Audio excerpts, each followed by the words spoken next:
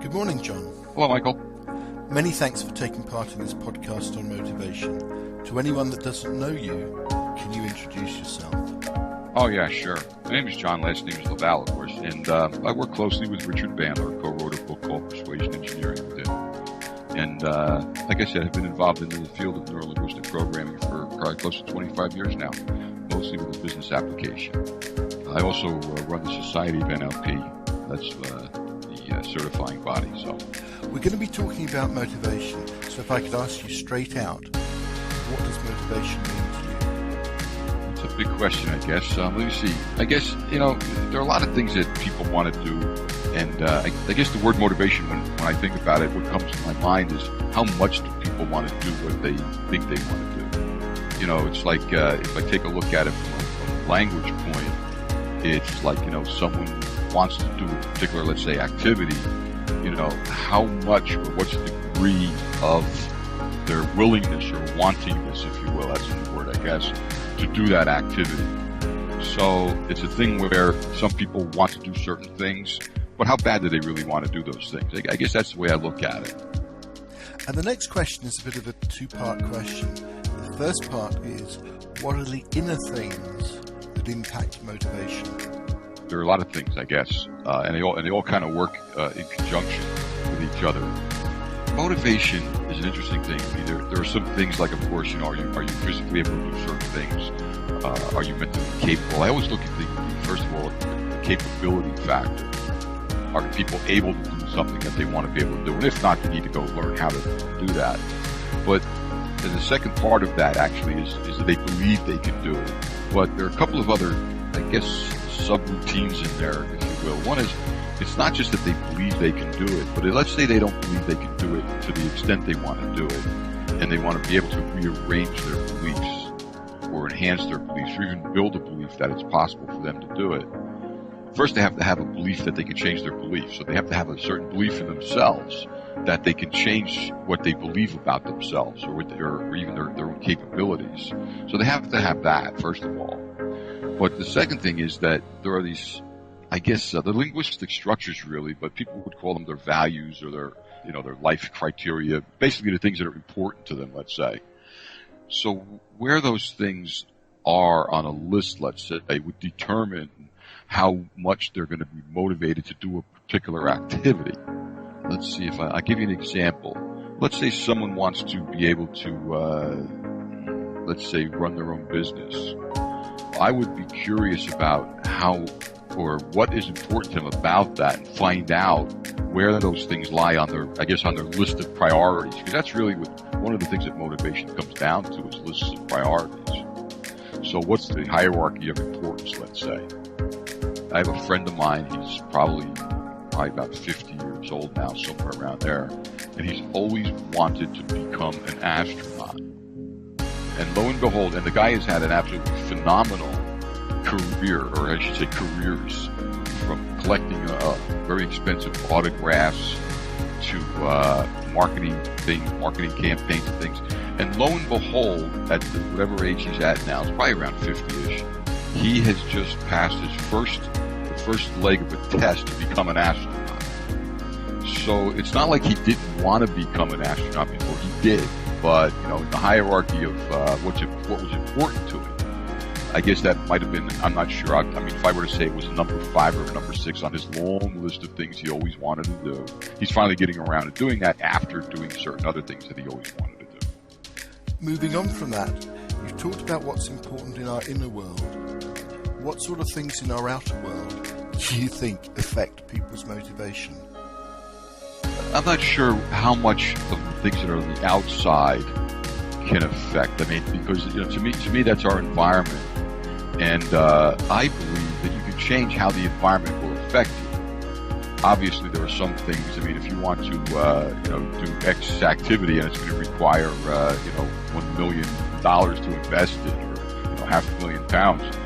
I guess to some degree you'd have to have access to that kind of money. But that doesn't mean that that's the only way, to achieve that one particular activity. Even if you had to make that investment, there are other ways of getting access to that particular kind of money. So I don't know. I mean, I'm sure that people perceive there are things in the outside world, that can stop them. to me, our mind is the last bastion of freedom that we have. So, we can do lots and lots of things if we put our mind to it. Okay, so as an NLPer, what are your views as to the main approaches to motivation? Well, I've seen lots of different, techniques and procedures and things that people have used or even continue to use, and some of them are pretty good. I think there are, like strategy elicitation and things. There's one key piece that I like to use with people. The first thing to realize is, number one, is if they really, really, really want to do something, then the motivation really ought to be there to begin with. So we're really talking in this case around things that people don't necessarily really want to do. Somehow there's a compulsion where they're compelled to do it, usually by someone else, like their boss. I guess that's an external piece. But, they want to be motivated, I guess, to do something that they're not really wanting to do on their own, let's say, or 100% on their own. Well, in that case, there are things to do. Nobody really likes to write out their checks and pay their bills, but somehow or another they have to be motivated in order to do that once or twice a month, whatever it is. So in a strategy, there's a piece where when people start to do something, like if you were to start even a new activity, a new project, for example, you'd be really excited about it, you'd be motivated, and all the resources would pretty well plug in. But then, depending on the project, as it moves along, you may lose that motivation, or it may, let's say, it may diminish. And that happens for a number of different reasons, mostly because something more exciting comes up, or two, you've lost interest in it for, whatever the other reasons could be. But the point would be that it's still an activity that you must finish. Something that you really have to do. So in the strategy where there's the motivation piece where you start off, it's useful to be able to take something like that resource, anchor it, amplify it, intensify it, do all those kind of things. And you can actually predict in the future, because for the most part, people have run these strategies over and over and over again, different activities, of course, different content. But where you can predict pretty well down the road when that motivation may begin to diminish. And you could build it into the strategy to complete that activity by noticing where does that motivation begin to diminish, go back a few steps before that, and then, you loop back that motivation feeling that pushes you through that particular point in the strategy where it would have begun to diminish, but in fact it really doesn't, and keeps you excited about it. I guess there are other factors involved too. I don't know what usually motivates people, so I like to ask what it is. Why are they motivated to do certain things? Let's move on. The next question relates to that. If somebody comes to you because they're not feeling motivated about something, what are the sorts of questions that you ask them at the beginning? I like to ask them a few things. First of all, I do like to find out this thing they're motivated to, or want to be motivated to do. Is it theirs? Is it all theirs? Is it 100% for them? Is it their want and desire? Not that it's someone else's, because if it's truly not theirs, it's not, to me, it's going to be more work, let's say, for them. It's like even if someone wanted to, for example, let's say they want to do a quick smoking thing, they want to stop smoking. I always ask them, is this something you want to do, or are you doing this for someone else? And typically they might respond, well, no, it's something I want to do because, so-and-so, my spouse wants me to do it, or my friends are asking me to do it. And while there's inherently nothing really wrong with that, now I have to make sure that this person really wants to do this for them and not for someone else. So that's one of the questions I would ask. Another thing I'd ask is, in NLP, you hear the word, the sentence that we're not allowed to ask the question why, which is really totally bogus. We're allowed to ask the question why. It's just a matter of when we ask it and for what purpose we're asking it. But the question why, what it does is it actually elicits motivation. So I'll actually ask someone, even though they say they want to do something, which is a motivational, total operator thing. I'll even ask them, I'll say, well, why do you want to do this? Because I really start fishing, or I might even ask them the question, why are you motivated to do this? So I'll even ask for the motivation behind the motivation at times, because I really want to know. And I think they ought to know what it is too, because I think too often people just think, snap your fingers and I'm going to change. And they forget there are things they actually have to do in order to change, not just going to wave the magic wand above my head and there I am, I'm done. So, I ask those kinds of questions. I ask them is it worth it to them? And I mean worth it in terms of time and effort, because the effort part, I often think that, sometimes we forget about that piece. If people aren't willing to put in the effort to do things, then now you have to question their motivation, their real motivation. So that's some of the questions you've asked at the beginning. What sort of things do you do next? You talked about strategies before. Is that one of the things you do most times? Or are there other things that you do? Oh, there's lots of other things. One of the first things I do, again, listening information from them. And I like for them to do a lot of the speaking, a lot of the talking, so I can get a lot of their language patterns naturally form, not because I'm listening to the information. I might just say to them, talk to me about this. And I'll sit back and I'll just start taking some notes. I'm listening to a few things. One is I listen to their the level of their proactivity or reactivity to what they want to be able to do. Yeah. I also listen to their anything else in their language that gives me clues to the submodalities that are going on inside the brain. That's a key factor, actually. One of the key factors, and this sort of tends to be whether they believe they can do something or not. I mean, it tends to center around this, is whether or not they can actually see themselves doing the activity or not. Yeah, meaning they're dissociated, to actually see themselves in the image. And it'll be right there in the language structure. I mean, they'll say, well, I just don't see myself doing that, or I just don't see myself being able to finish that. And that's a very simple submodality distinction. Can we just take the example, somebody saying, I can't see myself doing that? And I appreciate that we're talking about a very small chunk. But if somebody said that to you, what would you do to help them with that particular issue? If I were going to do it with a step-by-step technique, I would literally have them dissociate from the image, because chances are they're associated to the image. Therefore, they're looking at the activity from their own eyes as if they're actually there. But they don't see themselves in the image or in the movement that they're making. So I would actually have them dissociate so they can see themselves in the image, behaving the way or generating the behaviors in order to complete or do the activity. And then I'd have them run them, if it's a movie, of course, I'd have them run the movie, watch themselves doing it, hear what they're going to be saying, things like that. And then I have associate as well. I'd have dissociate, I'd have associate, I'd have dissociate. I'd have them make adjustments to it. And the final step that I would use actually would be that I would leave them dissociated from it in the future, so that, let's say that the activity is going to be going to accomplish, let's say, 6 months from now, then they would be able to see themselves doing this activity over the next 6 months until it comes time to complete that activity. And by associating them to it, they would also know exactly what they would hear or what they would, see and how they would feel while they're on their way to doing the activity. And then, hopefully, if all that plugs in, when it comes time to generating that activity or completing that activity, all those pieces would plug in at once, and they'd have, I guess, what I would call a full-blown experience of the activity. Okay, so you've talked about submodalities. You've talked about checking whether they are productive. You've talked about their sequence or strategy. Is there anything else that you'd look for this middle bit? Man, I guess I would consider how they organize their timelines. More specifically, how they organize their own priorities. How they would sequence those and whether or not they can multitask or not.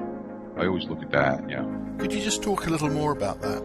It's an interesting topic. Well, a lot of times, the motivation thing is, to me, especially when it comes to business applications. Now, I run into this all the time in companies. Well, my employees aren't motivated. Well, I truly believe that the employee is really responsible for motivating themselves, and the boss is really not accountable for employees' motivation, although I fully subscribe to the fact that the boss sets the environment and can put roadblocks in the way to stop the employee from being motivated, and I understand that. But in fact, it's really, in most business cases, it's a matter of the list of priorities in today's economy. Well, it's been going on for a long time, actually.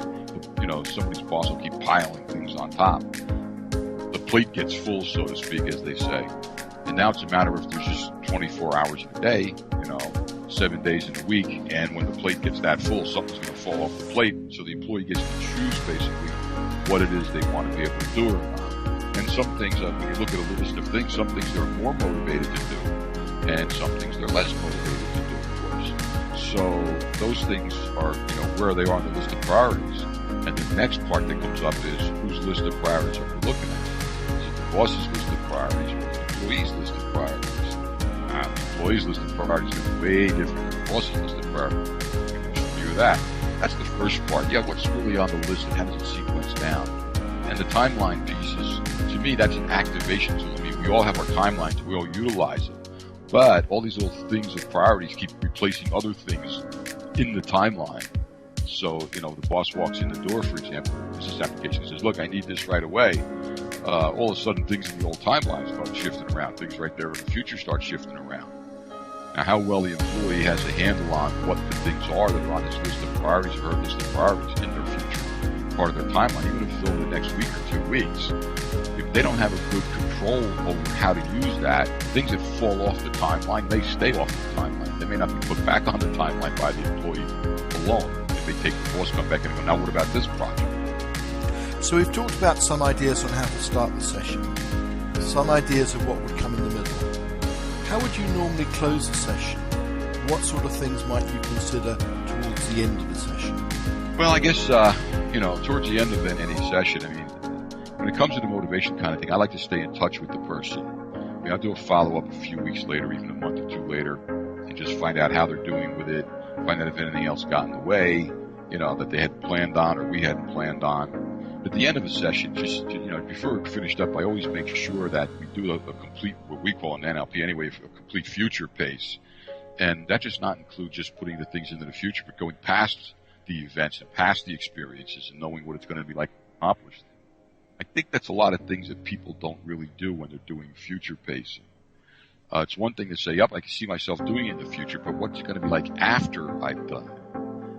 What's it going to feel like? What are going to be the benefits? Any consequences if there are, and yada, yada, yada, after the thing. And I think a lot of people don't really plug that piece in. Remember, we're dealing with the brain here. This, I guess it's an exercise in neurochemistry or brain chemistry. It's not just a matter of the images and the sounds and the feelings, but the chemicals that go along with the brain state. So if people are future pacing, when they do that, they go in after everything's already been finished and take a look and see how it's going to look. I think it's more of a pervasive change for people. And the chances of them doing what they say they want to be motivated to do is more apt to happen. Looking now at what you've just said, or maybe bringing in anything that you want to, what tips would you give anybody listening who wanted to improve their motivation on something? The simple things are, there's something that they say they want to be motivated to do, but yet, it's not really for them alone. It's like someone else really wants them to do something. First thing for them to think about is they're thinking about it literally, is to listen to their own language and listen to the modal operators, or what I would call a layperson, the motivator words. I want to, I like to, I need to, I have to, I wish I could, things like that. I can, I must. And then number two is notice the submodalities, which would be, the parts of each of the modalities, for visual, for auditory, for kinesthetic. Notice how big the images are, what's the volume of the sounds, where the images, are they color, are they black and white, are they movies, are they slides, all of the submodalities I would really have to take a look at as they're saying what they're saying to themselves. I think that's an important piece, because ultimately the submodalities are the way we encode the information, and the easiest way for us to recode the information if we're paying attention to the process. Taking a big picture approach, is there anything that you'd like to emphasize, or anything that you'd like to add? Any big picture thoughts on motivation? Yeah, if you really want to do something, you probably will. And if you really don't, you probably won't. To the degree that you decide if you want to really change something or not, you have control over your brain, so you can decide. And again, and that's another strategy, to run a decision strategy, to decide if you want to be able to really do something or not. But the truth is, if you want to do it, you will. The only other piece I think I could add in here is that people, they'll categorize things they want to do. They'll categorize them as their dreams, their hopes and their dreams. And that's an internal activity. They're in there thinking about things I really want to do, things I hope I can do, things I dream of doing one of these days. And I heard something a few days back which was really quite profound, actually. I really don't remember who said it either, but it went along the lines of something like this. In order to be able to reach your dreams, you have to first wake up, And I thought, that's really profound. That's one way of saying, do the things necessary on the inside of your head, and then get back to the outside of your head and go do things. Wanting something isn't enough. You have to do things about it. Now, is there anything special you're doing at the moment that you would like to plug or tell our listeners about? Well, there are lots of things, actually. We're involved in so many things right now. Really the easiest thing, besides, Richard's new book is absolutely excellent. I highly recommend it. You can get it at the moment at Amazon. I'm sure there are other places where they can get it at the time. But the latest one is, Get the Life You Want. It's really an excellent book. The only other thing is, anything they can get at our websites, purenlp.com, richardbandler.com, bars. It's purenlp, purenlp.com. And Richard's, of course, is richardbandler.com, RICHARDBANDLR.com. And the last thing, of course, is to really thank you for spending the time with us. I really appreciate it, and I've really enjoyed listening to you. Thank you, Michael. It's always my pleasure, brother. Hi, it's NLP trainer Michael Beale here, thanking you for listening to one of our Experts podcast series. If you haven't already done so, do consider registering at nlp-experts.org. Some really good stuff there. If you want to contact me for any reason, give me a call, UK 01908 506 563, or internationally +44 1908 506 563. Much success to you. Take care. Enjoy.